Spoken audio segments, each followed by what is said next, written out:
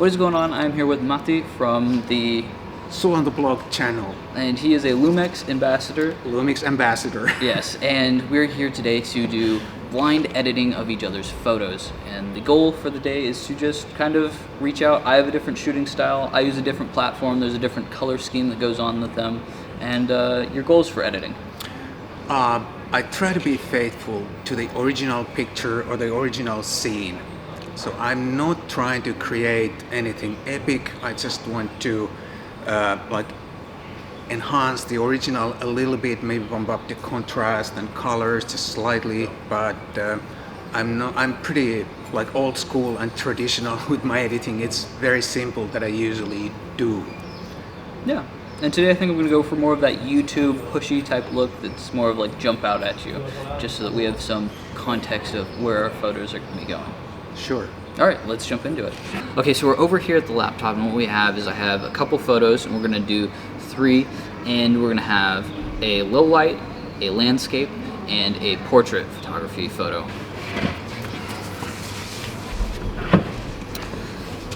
All right. What do we have here? It's a photograph. I don't think I want to crop this. I just want to edit it.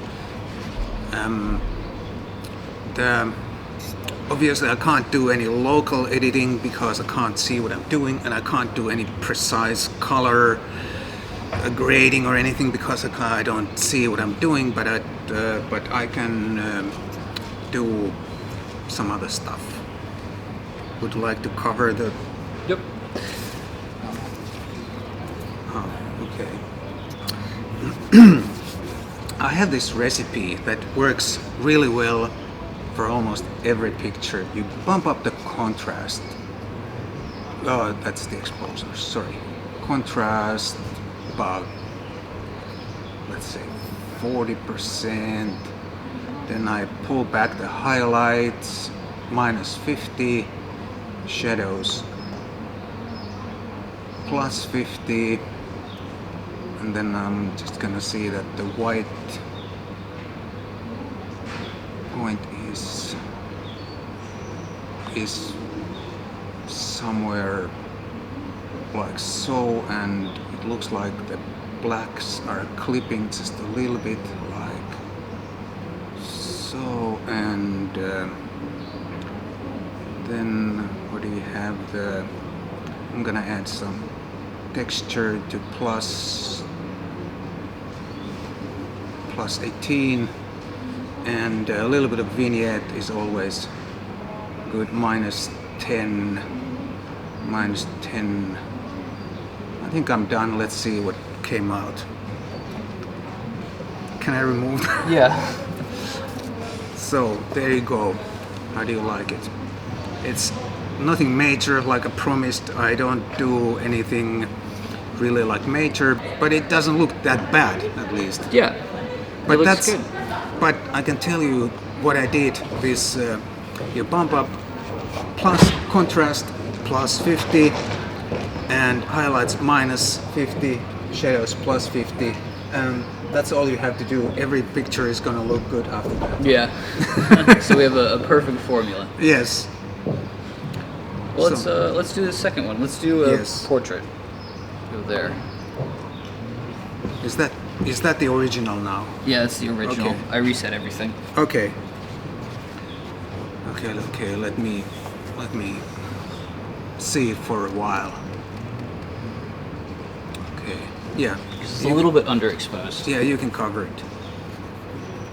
Yes. When I look at the histogram, I can see that it's definitely underexposed. So I'm gonna first increase the exposure by about 1 stop, and already the histogram looks pretty good. I can see that the black is not clipping. The yellow channel is clipping just a little bit, but it doesn't matter. And then I'm gonna increase the contrast a little bit. I'm gonna increase the exposure a little bit more to about, well, let's go for a stop and a half. Now the histogram looks really good. And I'm gonna increase the contrast to plus 30. I'm gonna pull back the highlights to about -50 or so. Bump up the shadows. I'm gonna do the same thing again. Now the histogram looks really good. I'm not sure about the white balance. The picture looked a little bit, maybe a little bit on the cool side when it comes to the white balance, but I'll just let it be because I can't see what I'm doing, and just kind of raise the white point just a little bit, and again, a little bit of vignetting. It's always good. Where is it here?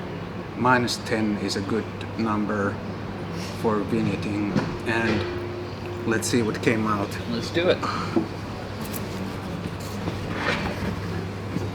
How do you like it? Yeah, it looks pretty good. It's- Man, it's clear though. It's not bad, I would say, Yeah. for blind editing. But histogram is your friend here. You just see that it's not clipping badly, and especially, of course, if you don't know at all what's Yeah. in the picture, maybe it's a low-key image, then the histogram needs to be on the left side.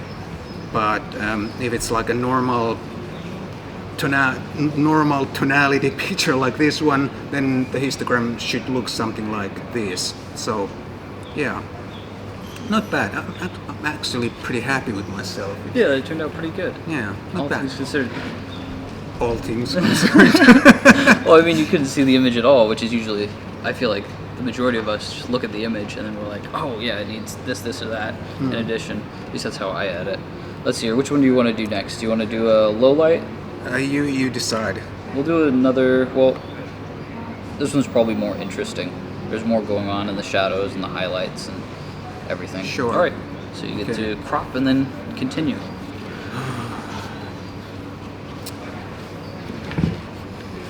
Okay, the last one. Let's cover it up. Sounds good. Okay. Again, I'm gonna look at the histogram first, and it shows me that there's a lot of stuff in the dark areas, shadow areas, and I saw the picture. It was also, to my eyes, a little bit underexposed. So I'm gonna start by increasing the exposure by about a stop or so, and then I'm gonna increase the contrast about +30 or so, and I'm gonna pull back the highlights all the way to -100, and I'm gonna push the shadows to about, let's go all the way to +65, a bit more contrast, and still the blacks are clipping. I'm gonna make sure they don't clip too bad, and then again some vignette to about -12. Let's reveal the picture here. But anyway, here's the picture. How do you like it? Yeah, it looks good. Pretty much all the texture came out of those trees in the foreground. So there's pretty much none that you could see before. Yeah, so it's not bad. I'm not that bad at editing. Yeah. Well, you've been doing it a lot longer than I have, that's for sure. Yeah. Well, yeah, I'm pretty happy. I'm impressed. Yeah. Crazy that you can still do all of these functions even while you're unable to see exactly what it is just through the histogram. Yeah, the histogram is, like I said, the histogram is your friend. You gotta just look at the histogram, and because I had a small glance at the is that the word, at the picture, so I knew how it looked straight out of camera, so it was pretty easy to evaluate then, even blindly, how the histogram should look, after editing. So, but now it's your turn to edit some of my pictures. Yes, I think it would be. No pressure, except but no pressure. But these are, what I did is pretty much perfect. So Yeah, you did. You gotta You do did. at least as good. So, All right, so now it's my turn. Let's We've chosen 3 photos here. Let's do this bike first, and we're gonna try and do kind of like a YouTube thumbnail jump out at you. So we're gonna put it in that framing, it just barely fits, and let's cover it up and see how we do. As far as exposure goes, it's pretty much perfect. I usually like to either put the contrast up just ever so slightly. Of course it's perfect. Yeah. It's my picture. Yeah, mine were all over the place.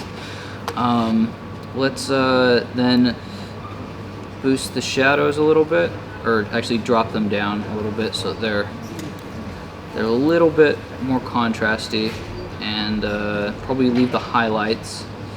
And as far as we'll come in here to the curve, and I like to ever so slightly adjust it, and then maybe we'll make it a little bit matte look, since it's kind of a naturey, rugged type looking thing. And I usually enjoy boosting the vibrance up a little bit, but not too much, because I'm not sure how far those reds in the bike will go. Then I like to put a little bit of clarity, but this one's always kind of by the picture, so you're not really sure. A little bit of sharpening, and then it's all down there. And let's actually go ahead and mess around with these shadows a little bit. Put just a little bit of teal, ever so slight amount of teal in them. And the highlights, we'll put just a small amount of, I think we're gonna go with orange because of the bike. Just a little bit of orange. And anything else that needs to be done? Maybe we'll push the whites a little bit and call it good. Let's see how it turned out. All right, and there we have it. Not quite as punchy as what I would have liked it to have turned out. Probably a little bit too much on the clarity. And then, yeah, I think I probably could have pushed the highlights to make it a little bit more flashy. Because I think it looks acceptable. Yeah. Sounds good. Not bad. Yeah. But the original is kind of flat. Let's see the original. So there's the original. Yeah, it is a little bit flat. It's kind of flat, so you can bump up the contrast quite a bit, and it still kind of holds together. But not a bad job. Yeah, pretty good. I think at least, if nothing else, it separated the bike from the background. Yeah. You did a fine job. Now try the other one. All right, let's see here. Let's do the portrait next. Okay, so we have this portrait. I think it's pretty much perfect. We'll leave it there for sake of this, and then not crop it into the YouTube format, and call it good. Okay, so first let's go up here and just increase. We'll increase the highlights a little bit and decrease the shadows, and add a little bit of contrast, and probably lift. Do the exact same with the. See, that moves the blacks that way. Lift the blacks ever so slightly, and we'll do the exact same thing here with this curve. Very, very slight, because it's kind of a very rugged looking photo, so just ever so slightly right there. Give it a little bit of matte. Probably boost the saturation. We'll probably push it to about 11 on this one, because there's a bunch of the stuff that had like the nice colors and everything in there. And then we'll come in here, and I think we're going to probably just put a little bit into the shadows, just a little bit of blue. Ever so slight amount. I'll come down here, and since he had the very like textured background and everything, we'll go ahead and boost that a little bit, because it's hard to know how far to boost it. And we'll boost the clarity ever so slightly. And then I don't think it needed any noise reduction, but we'll put a little bit of sharpening in there and see how we did. So there we go. All right. I think it looks good. It's maybe a little bit too, how would I say, it looks a little bit heavy to my taste. Yeah. But that's your edit, and but what you're saying when you're editing, it sounds very complicated to me. Yeah. All kinds of stuff that is beyond my comprehension, but but So the one, yeah. but it's still a very nice edit, and I think it's interesting to see how someone else is doing your pictures. Yeah, I think if there's one thing that happened in this one is it got a little bit too over sharpened and not contrasty, but actual the clarity with the beard right there. So it went from the like wow, the fine detail to a little bit too pushed, which is one of those things with clarity and texture and then sharpening that it's kind of like you almost have to see the image. And Yes. even with these small adjustments, like sometimes I'll have clarity up at like 15. But it's because I can see it, and even like small adjustments to this will go Exactly. over. That's why I did not touch those Yeah. much, because you have to see them. You really do. But But I enjoyed how the colors popped in this photo because there's Yes. a bunch of the bowls and stuff in the background. it's just a great original that you can't screw it no matter how you do Right. it. So You could do anything with this photo and still nail it. All right, and then okay, now the last one. Now we have this wonderful. Where is this? It's the island next to Suomenlinna. It's called just Vallisaari, I think. I'm not sure what the name is. I'll check it out for you. Interesting. But yeah, the archipelago going on in the background. All right, so let's go here and because I enjoy all of this, so we'll just keep the cropping right where it's at. All right, so let's do this. Okay, so we have a little bit overexposed for the, well, I guess it's not overexposed because you got to get all the texture and the shadows and everything. So we're going to drop the highlights a little bit, see if we can't put right there, and hopefully that will then bring out some of the sky and the texture there. And then the shadows, we're going to boost up the shadows so that we can see everything in the tree line. Probably drop some of the whites because probably some of the water is a little bit too bright. And then let's go down and maybe push the vibrance to 12 since it's all trees and everything. And then maybe a little bit darker on this, and we'll boost the water with a little bit of teal. And then since it's we'll sharpen it a little bit. Since it's a landscape, maybe we'll do, what else can we do to this? Because everything looks pretty perfect. Maybe we'll come back here and actually drop the highlights a little bit more. And yeah, this is probably one of those photos that would do well with a gradient because the sky is different than the ground, but we can't really do gradients here. And I think the last thing is maybe just a little bit of dehaze, and we'll call it good. We'll see there. So yeah, the greens look. What time of year was this taken? I think it was June, July, Okay. middle of the summer. Yeah.